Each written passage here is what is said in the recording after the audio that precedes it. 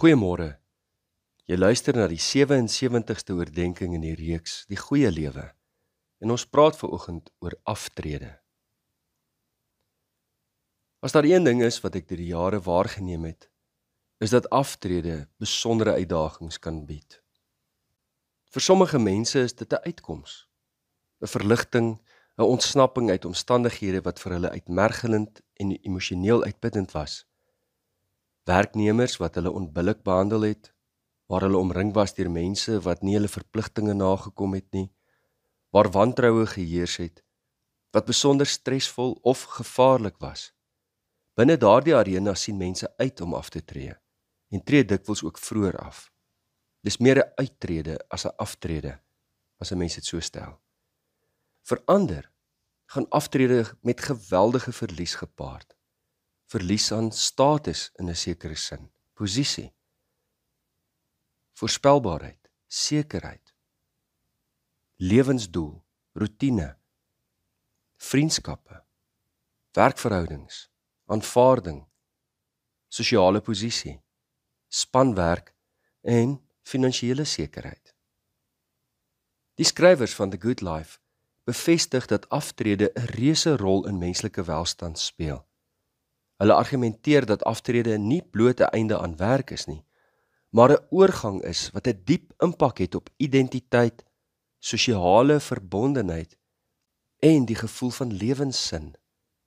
Hoe iemand aftree en wat hulle daarna besluit en doen, is beslis bepalend vir hul geluk en geestesgesondheid.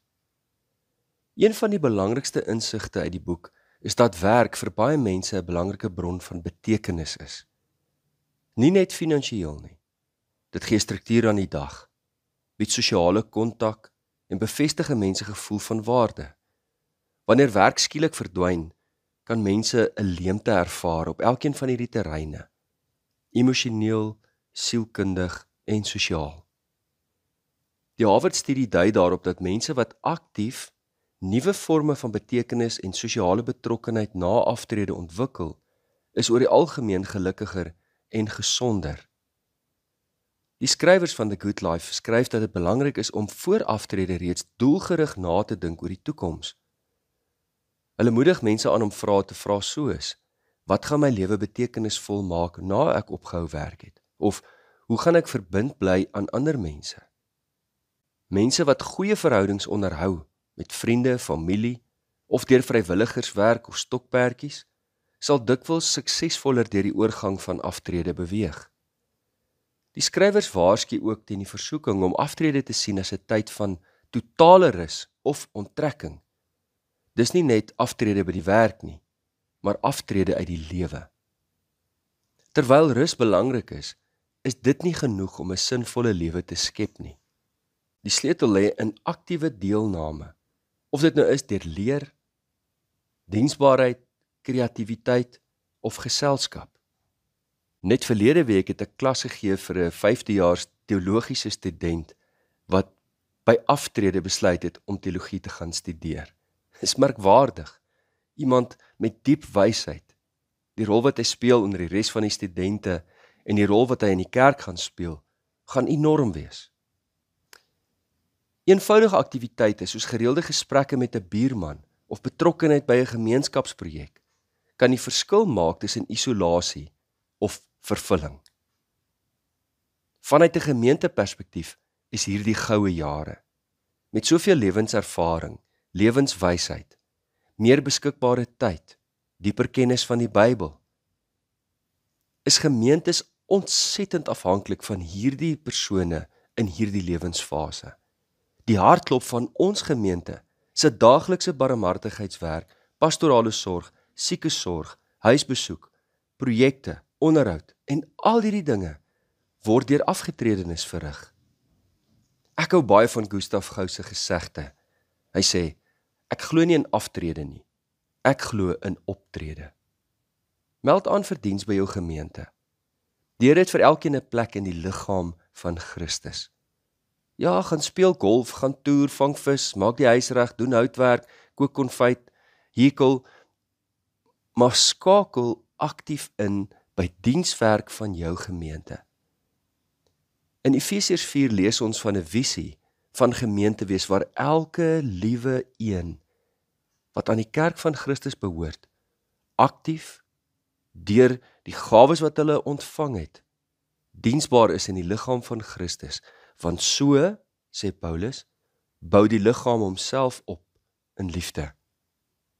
'n Interessante waarneming uit die Harvard-studie is dat mense wat na aftrede nuwe rolle vind, byvoorbeeld as mentors, waaroor ons gister gepraat het, vrywilligers, of as oupas en oumas, 'n sterker gevoel van lewensvervulling en lewensdoel ervaar. Dit het 'n regstreekse impak op fisiese gesondheid, kognitiewe vermoë en emosionele welstand.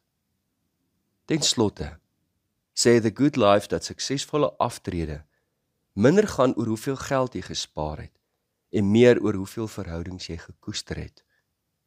Jesus het mos gesê, maak vir jou skatte in die hemel bymekaar. Die kwaliteit van jou verhoudings met ander, veral mense naby aan jou, is die belangrikste en betroubaarste voorspeller van hoe gelukkig jy in jou aftrede sal wees. Die skrywers pleit dus vir 'n benadering tot aftrede wat gefokus is op verhoudings, sosiale verbondenheid, om jou lewensdoel uit te leef en voortdurend te bly groei. Kom ons vra die Here om ons daarmee te help.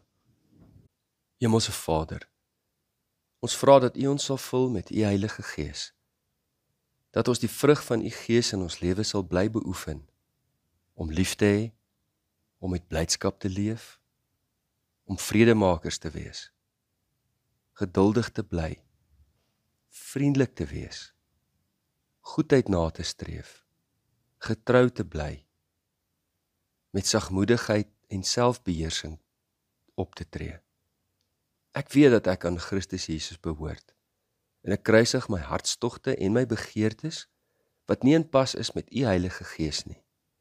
Help my om nie verwaand te wees, ander uit te tart of jaloers te wees nie, maar help my om in 'n gees van sagmoedigheid ander reg te help. Deurgrond my siel, o Heer, dat ek myself blywend ondersoek en my hart voortdurend tot U bekeer. Dit bid ons in Jesus naam. Amen. Liefde en 'n geseënde dag vir elkeen.